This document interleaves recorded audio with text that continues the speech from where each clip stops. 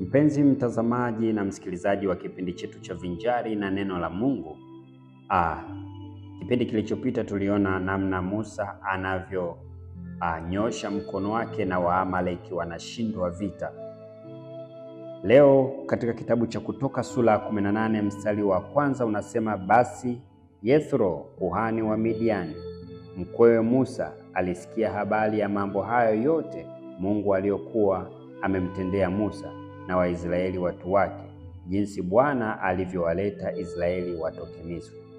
Mstari wa pili, ndipo Yethro mkwewe Musa akamtwaa Sipora mke wa Musa baada ya yeye kumrudisha.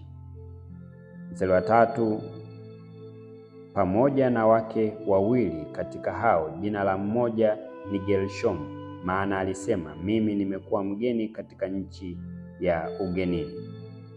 Mstari wa nne, na jina la wapili ni Eliezeri, kwa kuwa alisema, yeye Mungu wa baba yangu alikuwa msaada wangu, akaniokoa na upanga wa Farao.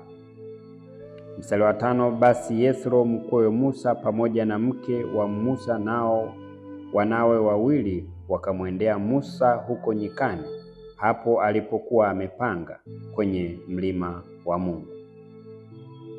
Mstari wa 16, naye akamwambia Musa, mimi Yethro mkweo nimekuja kwako na mkeo na wanawe wawili pamoja naye. Mstari wa 7, basi Musa akatoka nje ili amlaki mkwewe, akasujudia na kumbusu, nao wakaulizana habari, kisha wakaingia hemani. Mstari wa 8, Musa akamwambia mkwewe mambo hayo yote Bwana aliyomtenda Farao na Wamisri kwa ajili ya Israeli, na mambo mazito yote yaliyowapata njiani, na jinsi Bwana alivyowaokoa. Mstari wa 9, Yethro alifurahi kwa ajili ya wema wote Bwana aliyowatendea Israeli, kwa alivyowaokoa mikononi mwa Wamisri. Mstari wa 10, kisha Yethro akasema, na ahimidiwe Bwana aliyewaokoa na mikono ya Wamisri na mkono wa Farao, aliyewaokoa na watu hao watoke mikononi mwa Wamisri. Mstari wa 11, sasa najua ya kuwa Bwana ni mkuu kuliko miungu yote, naam, katika jambo hilo walilowatenda kwa unyeti. Mstari wa 12, Yethro mkwewe Musa akamletea Mungu sadaka ya kuteketezwa na dhabihu, na Haruni akaja na wazee wote wa Israeli wale chakula pamoja na mkwewe Musa mbele za Mungu. Mstari wa 13, na asubuhi yake Musa akaketi ili awapishie hukumu ya watu, na hao watu wakasimama kumzunguka Musa tangu asubuhi hata jioni. Mstari wa 14, mkwewe Musa alipoyaona yote aliyowafanyia watu, akasema, ni jambo gani hili uwatendealo hao watu? Kwani wewe kuketi hapo peke yako na watu wote kusimama kwako tangu asubuhi hata jioni?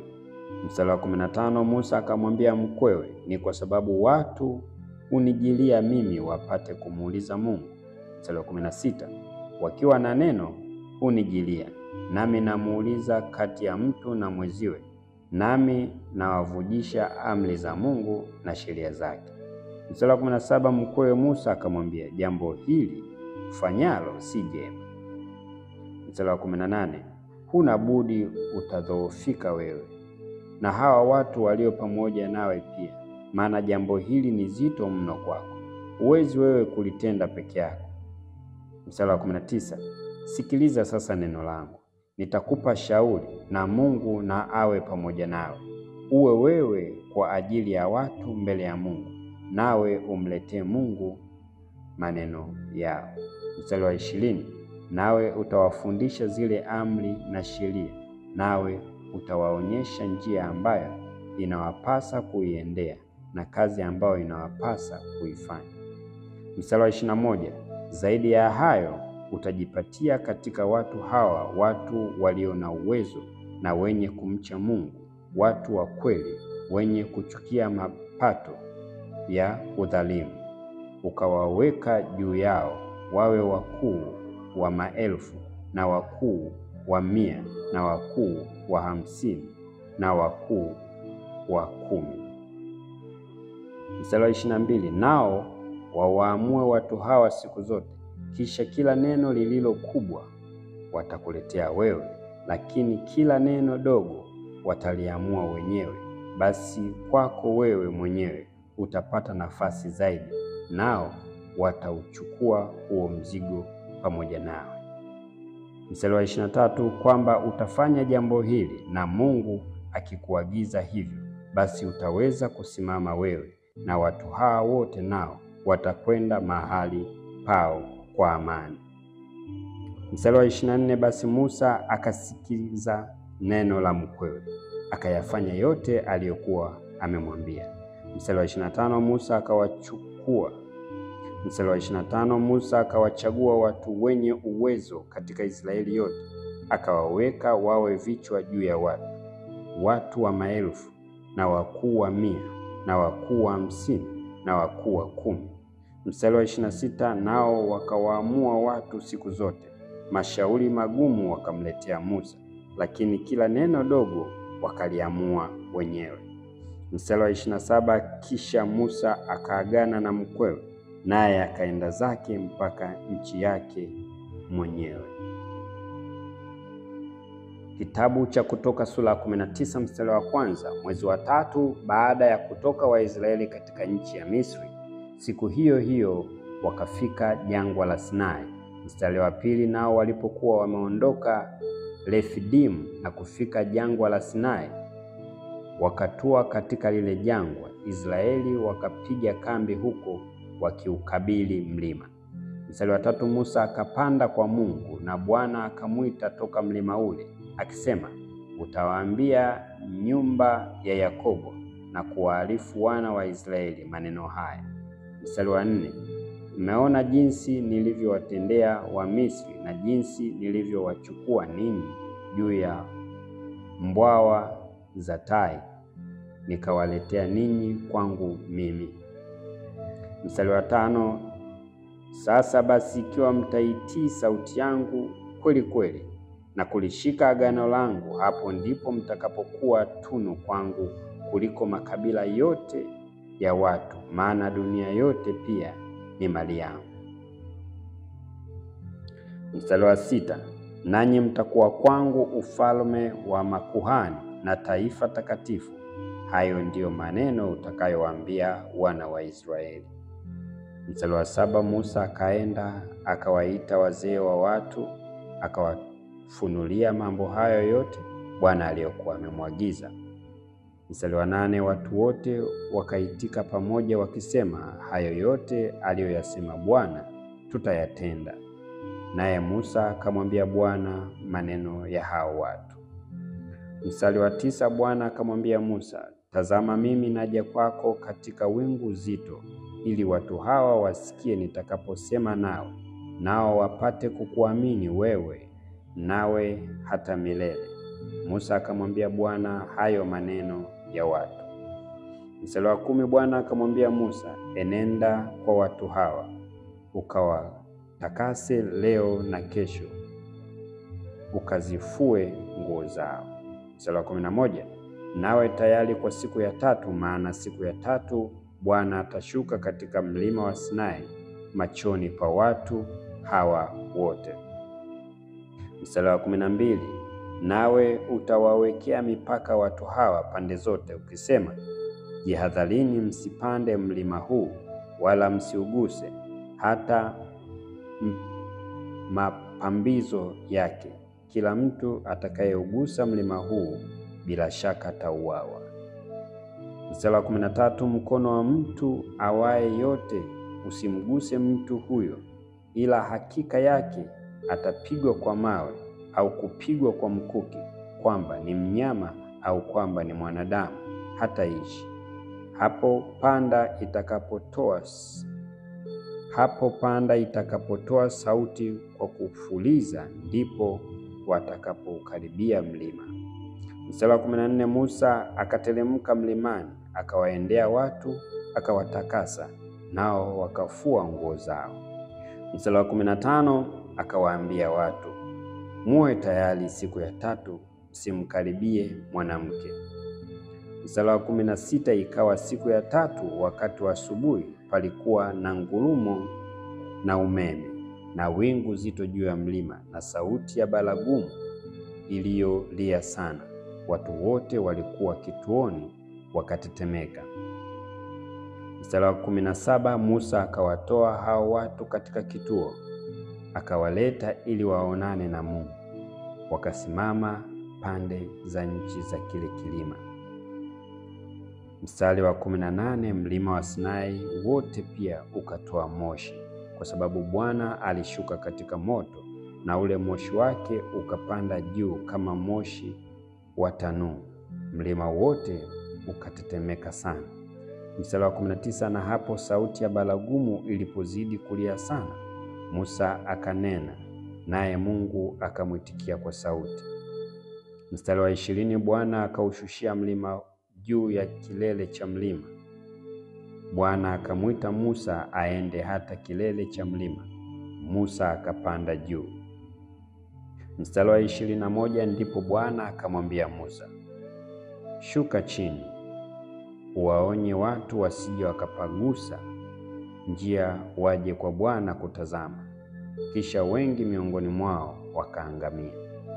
Mstari wa 22, makuhani nao wamkaribiao Bwana na wajitakase, Bwana asije akawafurikia.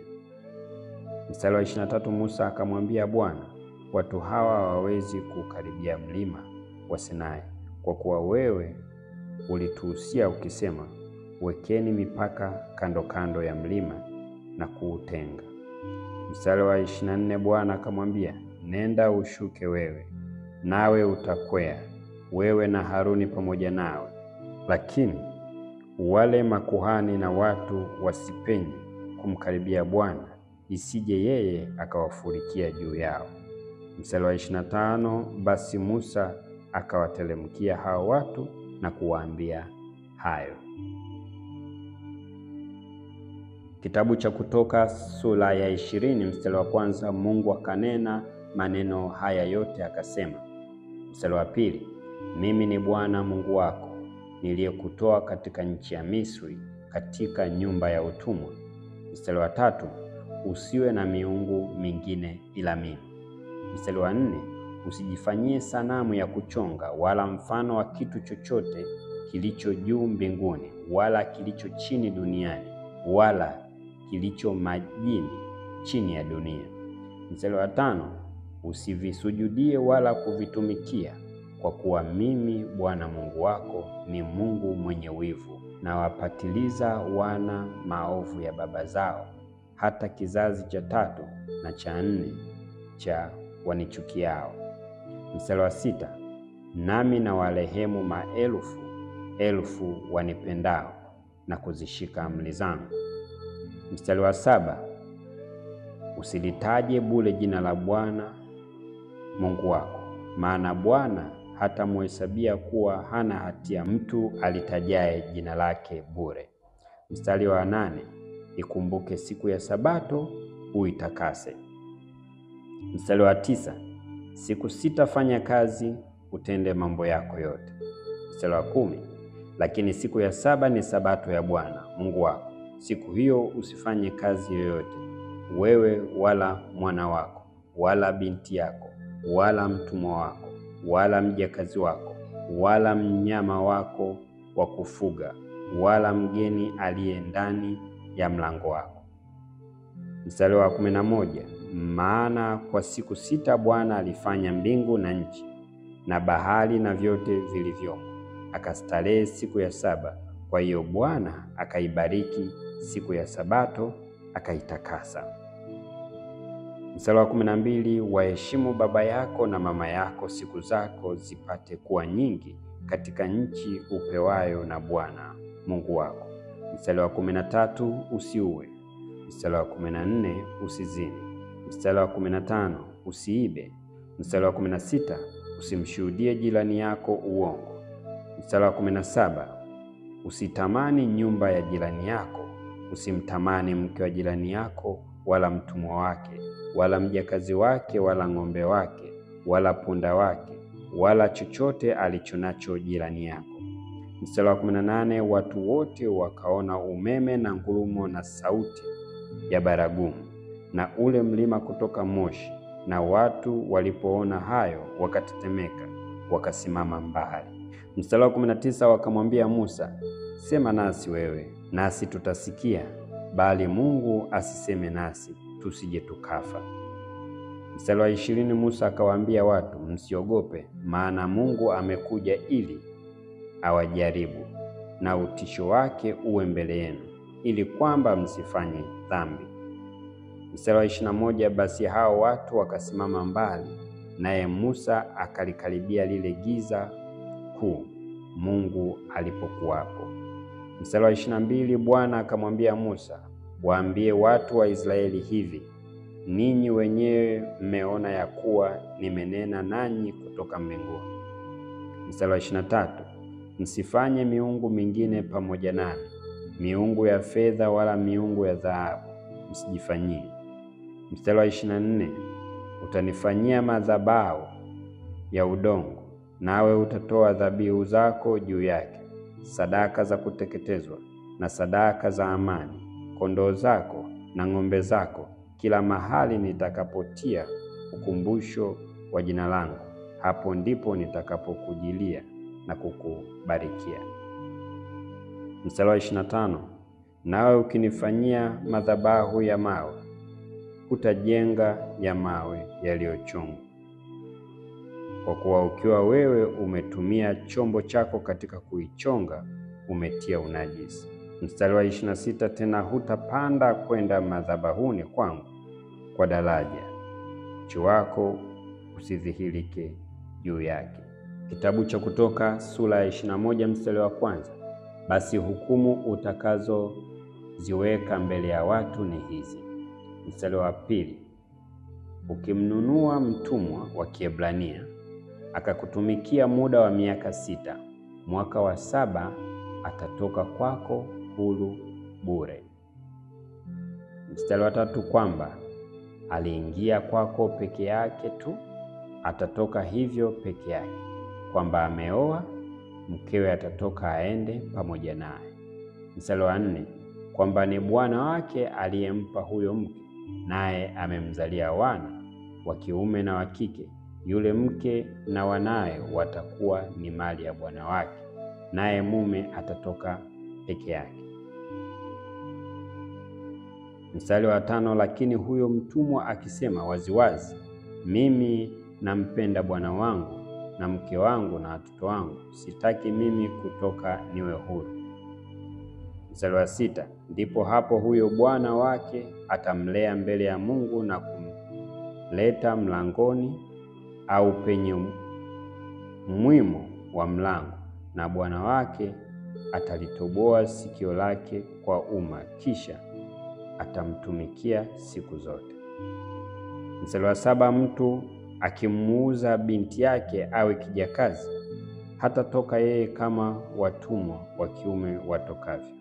Mstari wa 8, kwamba bwana wake hakupendezwa naye akiwa amemposa, ndipo atakubali akombolewe.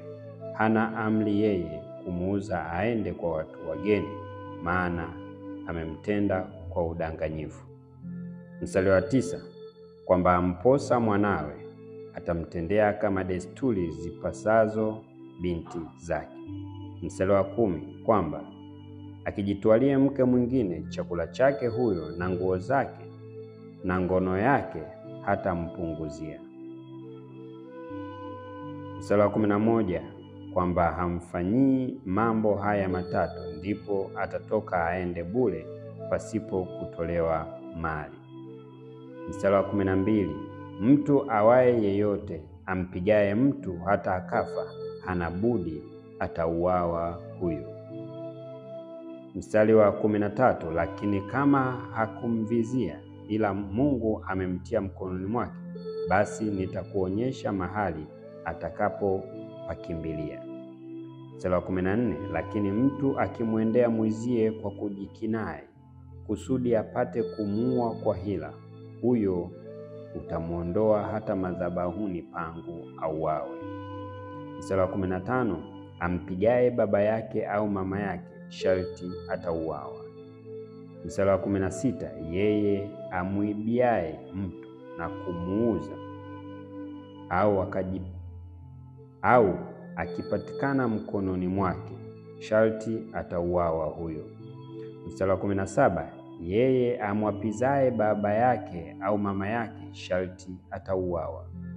Mstari wa 18, watu wakigombana na mmoja akimpiga mwenzie kwa jiwe au kwa konde, asife, lakini yu alazwa kitandani mwake.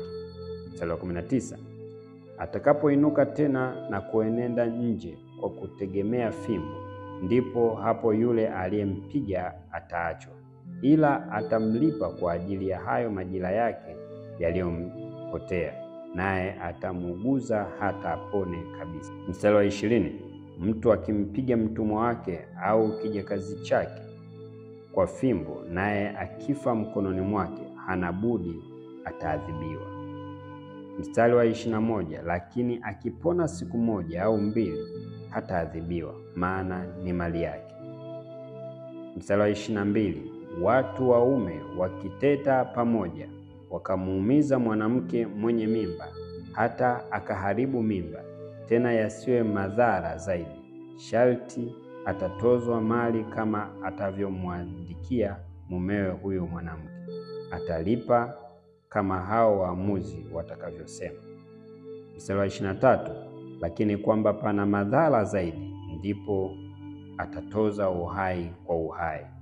Mstari wa 24, jicho kwa jicho, jino kwa jino, mkono kwa mkono, mguu kwa mguu.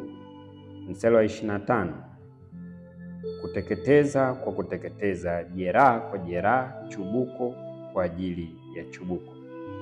Mstari wa 26, mtu akimpiga mtumwa wake jicho au jicho la kijakazi chake na kuliharibu, atamwacha huru kwa ajili ya jicho lake. Mstari wa 27, au akimpiga mtumwa wake jicho likang'oka au jicho la kijakazi chake, atamwacha huru kwa ajili ya jino lake. Mstari wa 27, au akimpiga mtumwa wake jino likang'oka au jino la kijakazi chake, atamwacha huru kwa ajili ya jino lake. Mstari wa 28, ng'ombe akipiga pembe mtu mume au mtu mke, nao wakafa, huyo ng'ombe atauawa kwa kupigwa na mawe, nyama yake isiliwe, lakini mwenye huyo ng'ombe ataachiliwa. Mstari wa 29, lakini kwamba huyo ng'ombe aliyezoea kupiga watu tangu hapo, naye mwenyewe ameonyeshwa jambo hilo, wala asimzuie, naye amemuua mtu mume au mwanamke, huyo ng'ombe atauawa kwa kupigwa mawe, na huyo mwenyewe naye atauawa.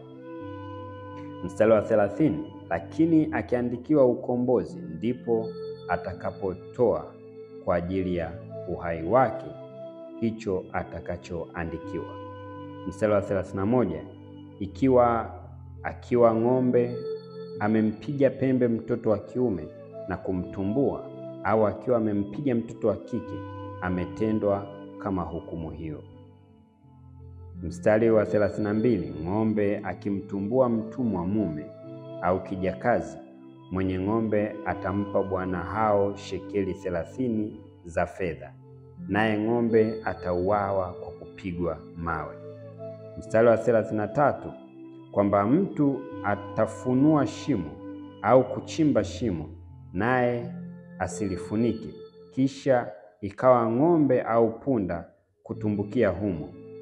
Mstari wa 34, mwenye shimo atalipa, atampa huyo mwenye mnyama fedha, na mnyama aliyekufa atakuwa ni wake. Mstari wa 35, ng'ombe wa mtu akimuumiza ng'ombe wa mtu mwingine hata akafa, ndipo watamuuza huyo ng'ombe aliye hai na kugawanya thamani yake, na ng'ombe aliyekufa pia watamgawanya.